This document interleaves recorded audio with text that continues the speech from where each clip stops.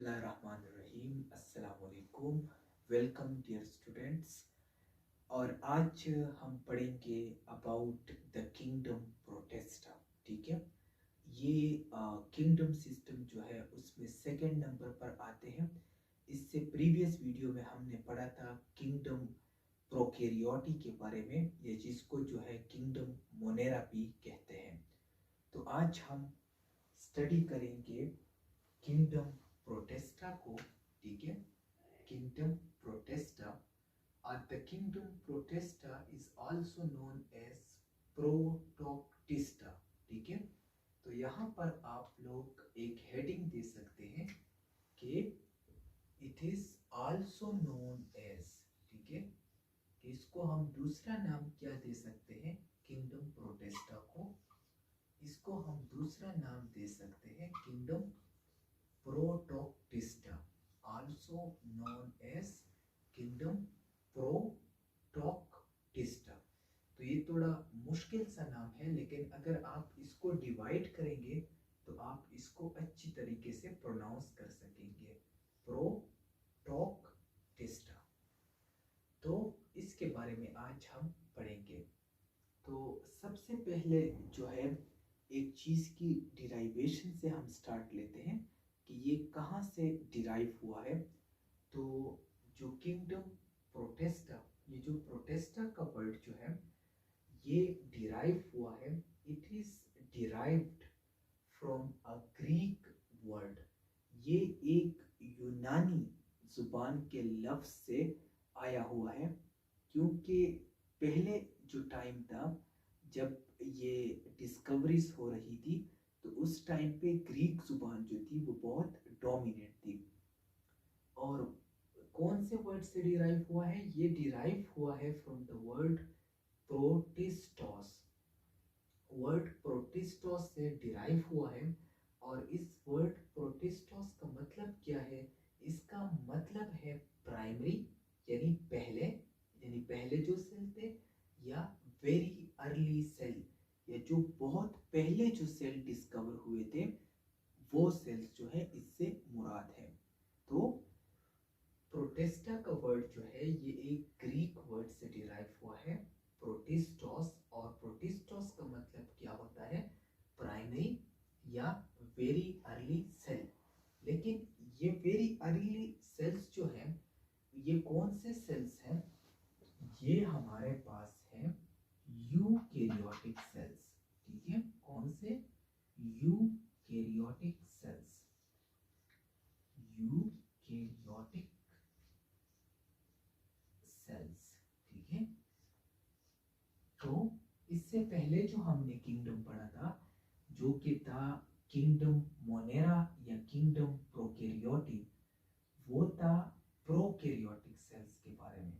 लेकिन आज जिस किंगडम को हम पढ़ेंगे और इसके बाद जो किंगडम हमारे पास आएंगे, जिसमें फंजाई आता है, जिसमें एनिमेलिया आता है, जिसमें प्लांटी आता है, उन सारे में जो सेल होंगे वो यूकेरियोटिक सेल्स होंगे। ठीक है, तो यहाँ पर मैंने एक यूकेरियोटिक सेल को बहुत अच्छी तरीके से जो है वो ड्रा किया हुआ है। और इस यूकेरियोटिक सेल में जब हम इसके स्ट्रक्चर्स को पढ़ेंगे तो आहिस्ता आहिस्ता जो है ये आपके लिए क्लियर होता जाएगा। ठीक है, we have the definition of the kingdom protesta.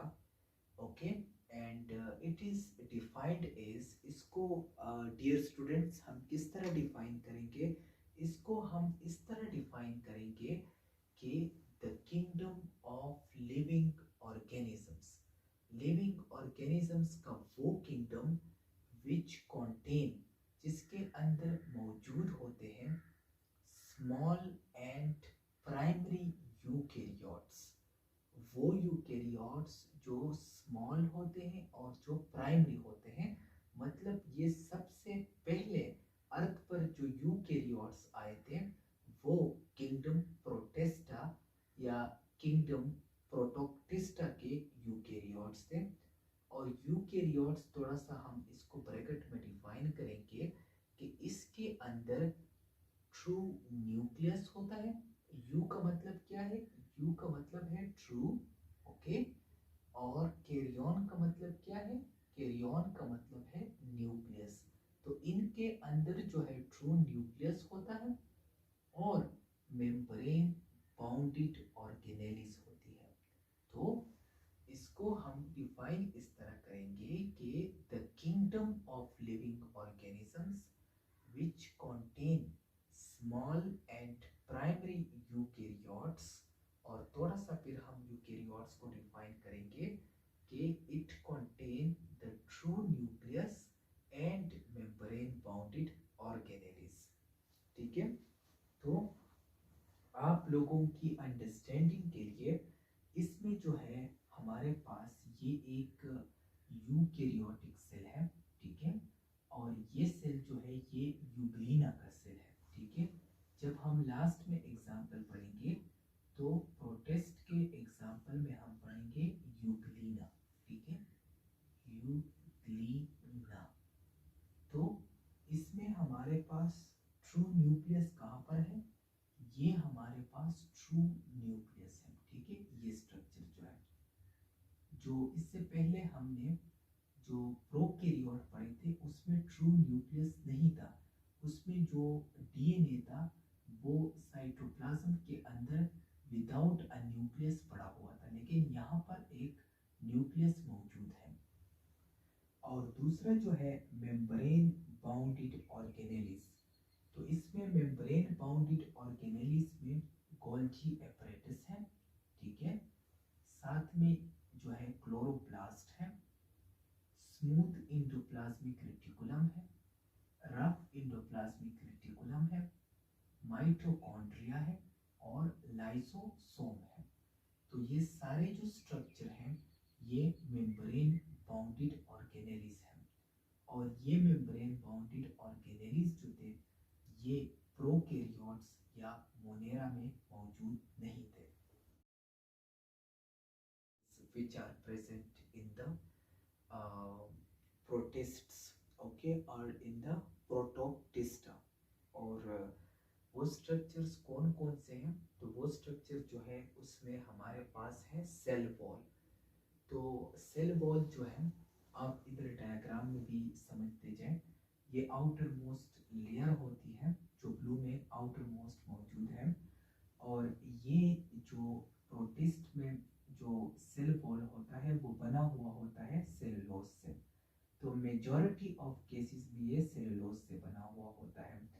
कुछ केसेस में ये जो है ये शुगर और प्रोटीन से बना हुआ होता है, लेकिन अगर एमसीक्यूज में आए तो आपने सेलुलोज का ऑप्शन लगाना है कि the cell wall of the protist is made up of cellulose, ठीक है। उसके बाद आता है सेल मेम्ब्रेन। तो सेल वॉल से जो नीचे का लेयर होता है जो आपको ब्लैक में दिखाई दे रहा है ये है सेल मेम्ब्रेन, ठीक है। फिर है न्यूक्लियस, तो ये हो गया न्यूक्लियस। फिर है हमारे पास मेम्ब्रेन बाउंडेड ऑर्गेनेलिस। तो मेम्ब्रेन बाउंडेड ऑर्गेनेलिस में आपके पास आ गया रफ इंडोप्लाज्मिक रेटिकुलम। ये जो है ये रफ इंडोप्लाज्मिक रेटिकुलम है। इंडोप्लाज्मिक रेटिकुलम न्यूक्लियस के साथ स्ट्रक्चर होते हैं और ये फिर सेल मेम्ब्रेन के साथ अटैच होते हैं। तो जिनके साथ राइबोसोम्स अटैच हो तो वो इस इंडोप्लाज्मिक रेटिकुलम को रफ कर लेते हैं, क्योंकि अगर इस पेन के साथ कोई चीज़ें मैं अटैच कर लूँ तो ये स्मूथ नहीं होगा बल्कि ये रफ होगा। तो इसलिए इसको रफ इंडोप्लाज्मिक रेटिकुलम कहते हैं।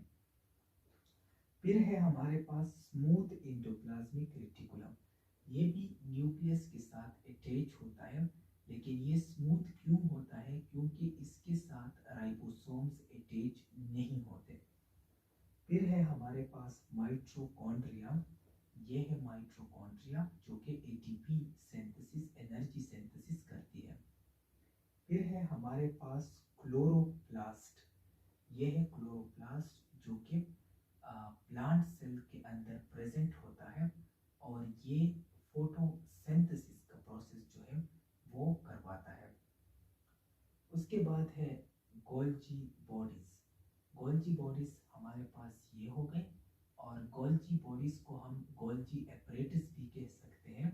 और ये जो है ये जो फैट्स होते हैं, फैट्स की डाइजेशन करती है और फैट्स जो है उसको उसकी पैकेजिंग करती है, उसको पैकेज जो है उसको पैकेट्स में जो है वो सेट करता है।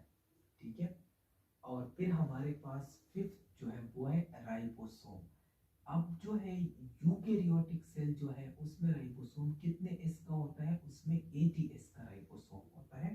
तो ये एक इम्पोर्टेंट पॉइंट है कि the ribosome present in the eukaryotic cell is of 80 S, और प्रोकैरियोटिक सेल में कितना था वो आप लोगों ने बताना है। Of kingdom Protista, characteristic features, ये आपके शॉर्ट क्वेश्चन के लिए बहुत इंपॉर्टेंट है। आपसे कहते हैं कि कोई भी आपको किंगडम देता है और फिर आपसे पूछते हैं कि इसके कैरेक्टरिस्टिक फीचर्स या इसके इंपॉर्टेंट पॉइंट्स लिखिए। तो फर्स्ट पॉइंट इसमें यह है कि these are mainly unicellular eukaryotes. तो ये जो है ये इसमें मेजॉरिटी जो है वो यूनिसेलुलर यूकेरियोट्स है, जिसकी मिसाल आपके सामने यूग्लिना है कि एक ही सेल है लेकिन यूकेरियोटिक है।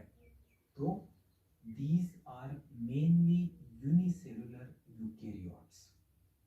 फिर दूसरा जो इसका कैरेक्टरिस्टिक हम बताते हैं वो है इसका हैबिटाट। हैबिटाट का मतलब है रहने की जगह, तो वो इसका है वाटर या एक्वेटिक। तो ये एक इम्पोर्टेंट एमसीक्यूज पॉइंट यहाँ पर आपके पास आ गया कि the habitat of प्रोटिस्ट्स is aquatic और वाटर। फिर तीसरा पॉइंट जो है वो है मूड ऑफ न्यूट्रिशन, मतलब ये खुराक जो है न्यूट्रिशन वो किस तरह हासिल करते हैं। तो ये जो है इसमें से कुछ जो है वो है ऑटोट्रॉफ। ऑटो का मतलब है खुद, ट्रॉफ का मतलब है खुराक तैयार करना। कुछ इसमें होते हैं हेट्रोट्रॉफ, हेट्रो का मतलब है दूसरों से खुराक लेना, और कुछ जो है वो बोथ, यानी कुछ ऑटोट्रॉफ भी होते हैं और कुछ हेट्रोट्रॉफ भी होते हैं। तो आपके पास अगर आपसे कोई पूछे कि जो प्रोटिस्ट है या जो प्रोटोक्टिस्टा के जो ऑर्गेनिज्म है वो खुराक किस तरह हासिल करते हैं, तो आप उनको कहें कि ये जो है इनमें से कुछ जो है वो ऑटोट्रॉफ है, कुछ हेट्रोट्रॉफ है, और कुछ जो है उनमें दोनों प्रॉपर्टीज जो है वो मौजूद होती है। ठीक है।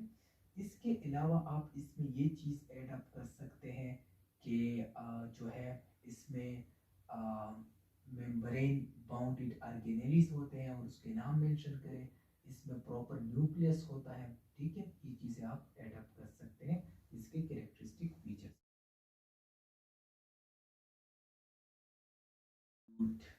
Amoeba, okay, euglena, paramecium, slime mould and diatom. Okay, तो ये आप लोगों ने एग्जाम्पल्स इस तरतीब के साथ लिखने हैं, तो आप लोगों को जो है वो फुल मार्क्स मिलेंगे। ठीक है, अगर आप जो है यहाँ पर कॉमा लगा के यूग्लिना लिख ले, कॉमा लगा के पैरामीशियम, तो वो एक अच्छा इंप्रेशन जो है वो नहीं देता। और दूसरा जो है आपने ये एक खूबसूरत सा लास्ट में डायग्राम बनाना है, इसको अच्छी तरीके के साथ लेबल करना है। तो इसके साथ आपको 4 आउट ऑफ 4 मार्क्स जो है ये आपको मिलेंगे। यानी जिस तरतीब के साथ हमने किंगडम प्रोटिस्टा को पढ़ा उसी ही हेडिंग्स के साथ आप जाएं तो आपको जो है फुल मार्क्स मिलेंगे। Thank you so much. और जो है इसी ही सिस्टम को, इसी ही किंगडम्स को हम आगे बढ़ाते जाएंगे। इसके बाद फिर हम फंजाई, फिर जो है हम एनिमेलिया और फिर प्लांटिंग, और इस तरह हमारा 5 किंगडम सिस्टम जो रॉबर्ट वाइटाकर का है